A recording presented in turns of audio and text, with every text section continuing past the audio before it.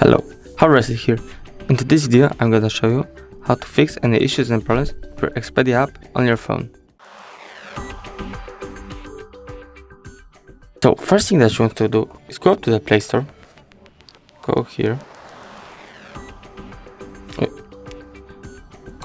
find your Expedia app, Expedia here, check if you have the newest version of the app. If you have the newest version of the app like me, everything should be alright with the app, but if it's not, I'm gonna show you two more ways how to fix it.